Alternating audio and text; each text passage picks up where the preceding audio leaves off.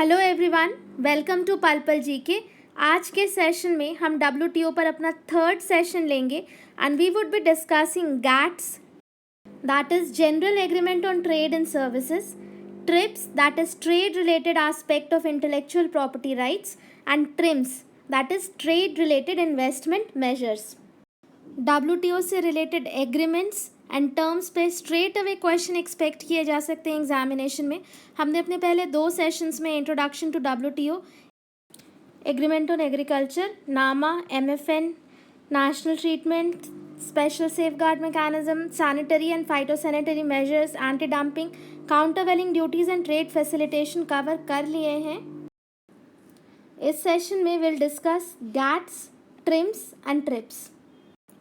So we will start with GATS today, that is General Agreement on Trade and Services.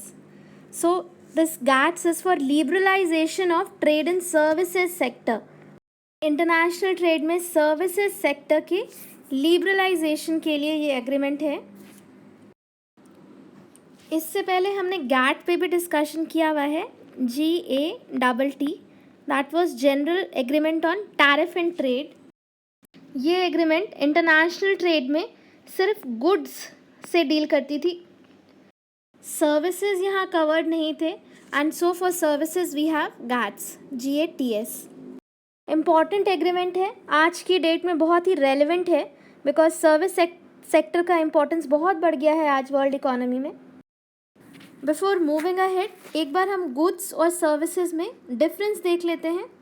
जिनको ये difference ठीक से clear नहीं है उनके लिए, गुड्स कोई भी ऐसी चीज़ है जिसको हम क्वांटिटी में मेजर कर सकते हैं, जैसे 10 quintals of rice, 20 litres of petrol, या फिर कुछ वॉल्यूम में या लेंथ में, कोई भी ऐसी चीज़ जिसका हम क्वांटिटेटिव मेजरमेंट कर सकते हो। इसके अगेंस्ट सर्विसेज ऐसी चीज़ें हैं जिसको सिर्फ हम एक्सपीरियंस कर सकते हैं, ये क्वालिटेटिव टर्म है। For example, if we are travelling by an airlines, तो वहाँ कैसी सर्विसेज प्रोवाइड की गई उसको हम सिर्फ बता सकते हैं that it was good, bad और okay. Same with when you are visiting a restaurant या किसी टूरिस्ट स्पॉट पे जाते हैं, या फिर you are visiting a doctor और अ लॉयर या किसी कंसल्टेंट के पास जाते हैं, तो वो आपको सर्विसेज प्रोवाइड करते हैं। वो जो सर्विसेज प्रोवाइड करते हैं हम उनको छू के देख तो नहीं सकते कि कैसी सर्विसेज हैं, neither we can see nor we can touch it.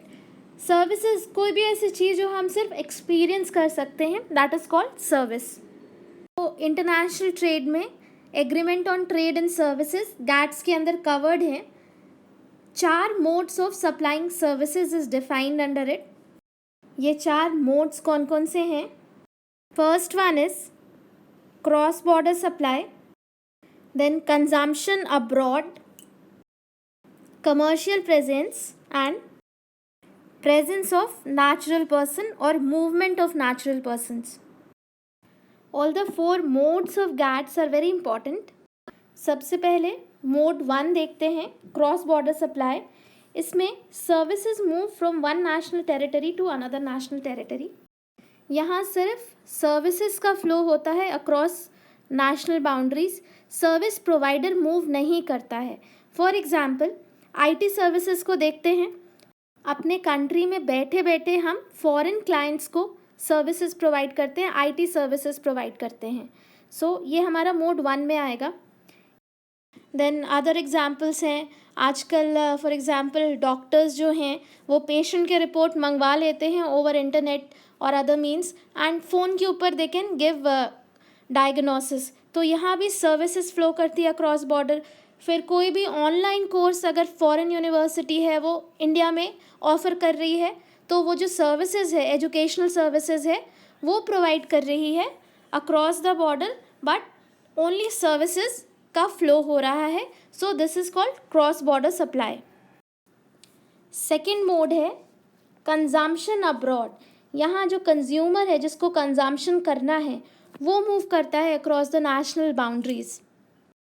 Example देख लेते हैं, अगर इंडिया में मान लीजिए बाहर से पेशेंट्स आ रहे हैं फॉर देयर मेडिकल ट्रीटमेंट, हमारे यहाँ ऐसे भी medical expenses, medical treatments are cheaper, तो इस केस में अगर खुद जिनको कंज्यूम करना है सर्विसेज, जिनको मेडिकल फैसिलिटी लेनी है, वो खुद बॉर्डर क्रॉस करके इंडिया आ रहे हैं, then it is known as consumption abroad. और ऐसे एग्जांपल्स देख लेते हैं, जैसे टूरिस्ट इंडस्ट्री है, यहाँ भी कंज्यूमर खुद ही आता है सर्विस लेने के लिए।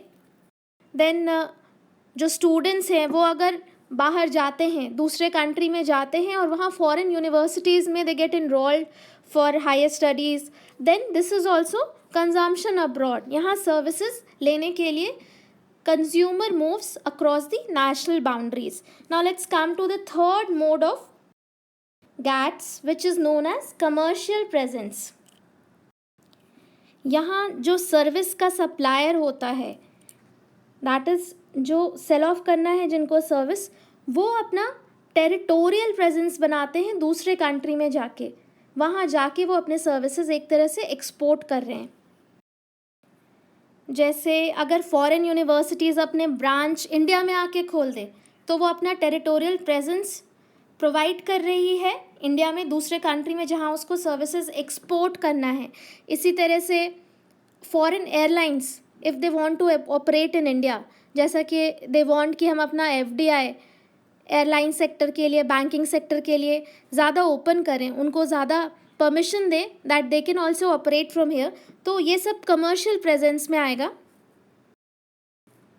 एंड यहाँ पे मेंशन करना चाहूँगी कि जो वेस्टर्न वर्ल्ड है, वेस्टर्न कंट्रीज़ हैं, वो बहुत ज़्यादा एम्फेसाइज करते हैं कि मोड 3 ऑफ गैट्स वो लिबरलाइज्ड हो, यानी इसके अंदर कोई किसी भी तरह का बैरियर नहीं हो इंटरनेशनल ट्रेड एंड सर्विसेज में, बिकॉज वो हमसे बहुत ज़्यादा डेवलप्ड हैं and they have an advantage over us in mode 3 commercial presence में, वो हमसे बेटर हैं। इसलिए वो चाहते हैं कि हम अपना insurance sector, banking sector, airline sector and other areas in services sector को मोड 3 के अंदर ज़्यादा लिबरलाइज कर दें।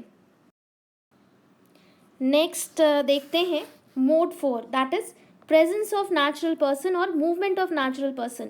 यहाँ पे I would like to mention, पहले ही बता देती हूँ कि इंडिया मोड 4 के लिबरलाइजेशन में बहुत इंटरेस्टेड है। बिकॉज पहले देख लेते हैं कि एग्जैक्टली मोड 4 क्या है। मोड 4 के अंदर movement of people in services sector, उसको लिबरलाइज करना है।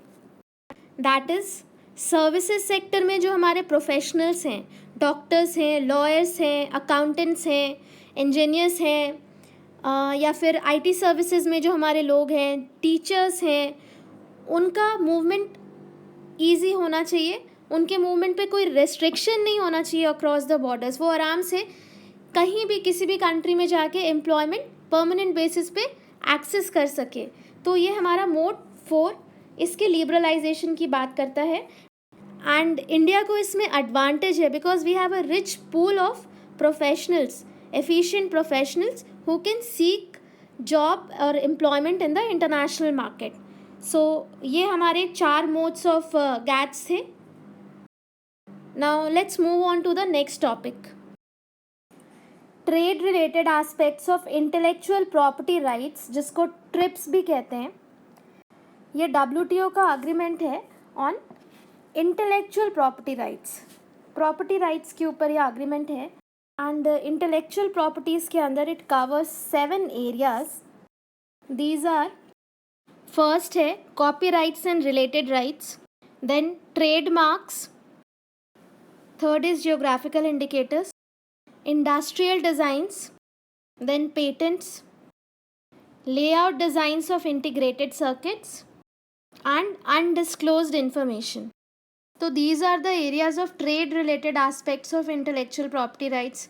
Copyrights and related rights में आ जाता है right of performers, producers of sound recording, broadcasting organization, इनके copyrights आ जाते हैं।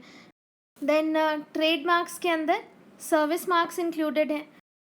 जोग्राफिकल इंडिकेटर्स, ये भी एक IPR है जो जोग्राफिकल इंडिकेशन देता है दैट प्रोडक्ट ओरिजिनली कहाँ से बिलोंग करता है, किस रीजन से या कंट्री से बिलोंग करता है, and it gives an assurance of the quality and distinctiveness that product is distinct from other products. Then industrial designs हैं, जो भी न्यू और ओरिजिनल इंडस्ट्रियल डिज़ाइंस है उसके लिए प्रॉपर्टी राइट्स है। देन पेटेंट्स अवेलेबल होता है for any invention, both for product और processes.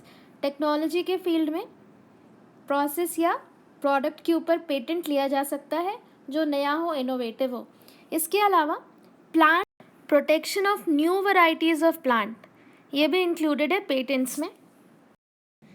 Then we have layout designs of integrated circuits.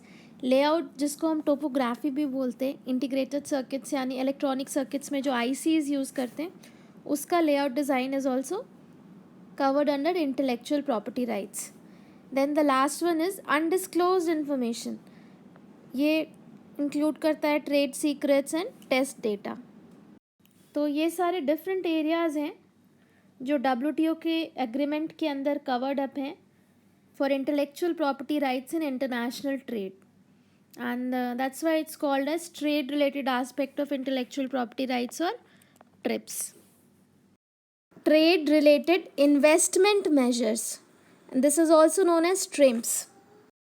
TRIMS WTO का एक इम्पॉर्टेंट एग्रीमेंट है। ये एग्रीमेंट रिकॉग्नाइज करता है कि कुछ इन्वेस्टमेंट मेजर्स ऐसे हो सकते हैं that can result in trade distortion या फिर ट्रेड रेस्ट्रिक्टिव इफेक्ट्स भी हो सकते हैं। सो इन्वेस्टमेंट्स में कोई भी ऐसा मेजर कंट्रीज़ नहीं ले सकती which is prohibited by the provisions of GATT. So GATT is for trade in goods. Goods के trade के लिए है, इसलिए TRIMS is also only applicable to goods. Services sector के लिए TRIMS is not applicable. तो basically TRIMS world trade को और भी liberalize करती है and it facilitates the investments across borders. तो अगर फॉरेन इन्वेस्टमेंट होता है इन गुड्स सेक्टर तो we can not apply any rules and regulation जो ट्रेड को डिस्टॉर्ट करे।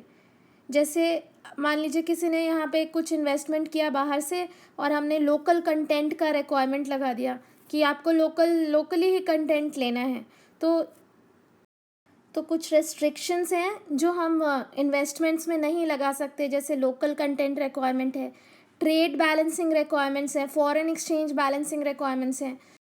Internationally investments across the border free होना चाहिए, लिबरलाइज्ड होना चाहिए। This is all about TRIMS. So that was all for today's discussion, and if you have liked the session then please do subscribe to my channel Pal GK, and you can also visit our website and like us at Facebook. Have a very nice day. Thank you very much.